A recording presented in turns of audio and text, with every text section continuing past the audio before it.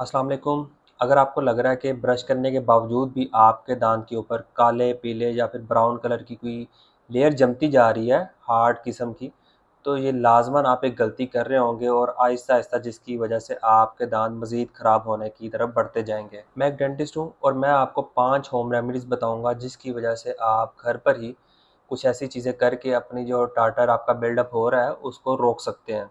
और एक और चीज़ याद रखें, अगर टार्टर जमकर हार्ड बन जाता है, एक दफ़ा वो हार्ड हो गया तो वो स्केलिंग के अलावा किसी चीज़ से नहीं उतरेगा। आज का टॉपिक है टार्टर को हम घर पर कैसे ख़त्म कर सकते हैं, क्योंकि मोस्टली जो हमारे लोग हैं वो अपनी ओरल हाइजीन का ख्याल नहीं करते, जिसकी वजह से उनके मुंह से बदबू आना शुरू हो जाती है, खून का आना शुरू हो जाता है एंड फिर टार्टर का भी बिल्डअप होना शुरू हो जाता है। हम बारी बारी डिस्कस करेंगे 5 ऐसे मेथड कि घर पर कैसे टार्टर को ख़त्म किया जा सकता है। सबसे पहला और सबसे इम्पोर्टेंट जो पॉइंट है, प्रॉपर ब्रशिंग टेक्निक। हम नॉर्मली क्या करते हैं, एक हार्ड ब्रश लेते हैं और दांतों को घिसना शुरू हो जाते हैं। उससे दांत आपके साफ़ तो हो जाते हैं वक्ती तौर पे, लेकिन आने वाले वक्त में आपके दांत मज़ीद घिसना शुरू हो जाते हैं, फ़ायदे के बजाय और नुकसान हो जाता है। इसलिए सॉफ्ट ब्रश का इस्तेमाल करना चाहिए। प्रॉपर टेक्निक्स होती हैं। 45 के एंगल पे उसके ब्रिसल्स रखने चाहिए आपको। ब्रश के हाफ आपके गम्स को टच कर रहे हो और हाफ आपके दांतों को। गम्स से आपने दांतों की तरफ उसको ब्रिसल्स को मूव करना है एंड देन जब ये क्लीन हो जाएगा एक दफ़ा पूरा मुंह, उसके बाद आपने सर्कुलर मोशन में गोल गोल वहाँ से घुमाना है एंड सारे मुंह को क्लीन करना है। और ब्रशिंग में एक और चीज़ इंपॉर्टेंट है, हम या तो करते ही नहीं है या तो दिन में एक दफ़ा, सुबह भी करना है एंड एक दफ़ा रात को करना है। दिन में 2 दफ़ा लाजमी ब्रशिंग करनी है। दूसरी एक अच्छी रेमेडी है लेकिन सिंपल सी है, साल्ट वाटर रिंसेस। मतलब कि आपने गर्म पानी पे एक पूरा गर्म पानी का गिलास लेना, उसमें हाफ चम्मच आपने लेना है साल्ट।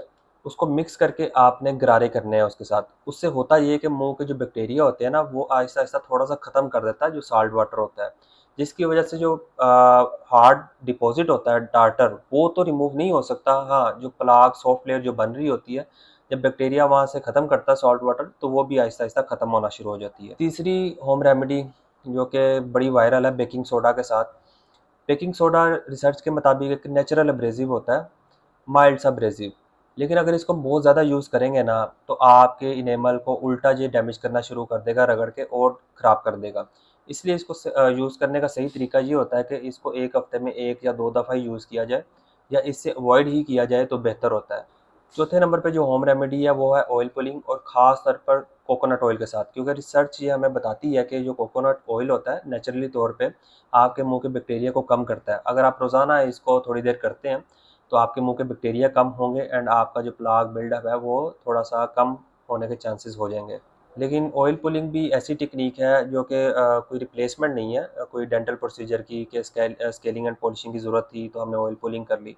नहीं, ये रिप्लेसमेंट नहीं है, ये एक सिर्फ सिंपल सी रेमेडी है जो कि आपके दांतों के लिए फ़ायदेमंद साबित हो सकती है। आखिरी रेमेडी 5वें नंबर पे है, अपनी डाइट को कंट्रोल करना है। अब कैसे डाइट कंट्रोल करना? हाई फाइबर फूड जैसे कि एप्पल, कैरेट्स, कोकम्बर, इसको जब आप यूज़ करते हैं ना, तो आप च्यूइंग करते हैं, जिसकी वजह से आपका जो सलाइवा है उसकी प्रोडक्शन होती है एंड नेचुरल तौर पे जो है ना वो वॉश अवे का एक एक्शन शो करता है, जिसकी वजह से आपके मुंह से बैक्टीरिया जो है वो वॉश हो जाते हैं एंड इसकी वजह से भी आपके जो प्लाक बनने का बिल्डअप है वो भी थोड़ा सा रुक सकता है। और दोस्तों एक बात याद रखें, अगर आपका टार्टर जम जाता है तो वो डेंटल स्केलिंग के अलावा नहीं किसी भी चीज़ से उतर सकता। आप जितना मर्जी दांतों को रगड़ लें, उससे आपके दांतों को उल्टा नुकसान ही होगा।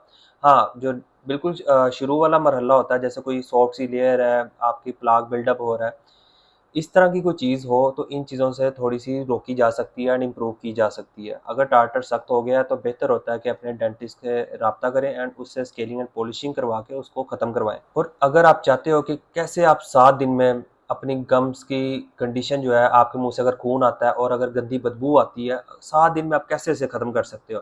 तो कमेंट्स में डेंटल केयर लिखो, मैं अगली वीडियो इस पे बनाऊँगा, जिससे आपके 7 दिन के अंदर ही अंदर आपके मुँह से अगर बदबू आती है या खून आता है, वो ठीक हो जाएगा। बाकी अपना ख्याल रखिएगा, इस वीडियो को लाइक करें, कमेंट करें एंड मज़ीद वीडियोज़ देखने के लिए इस पेज को सब्सक्राइब कर लें। अल्लाह हाफ़िज़।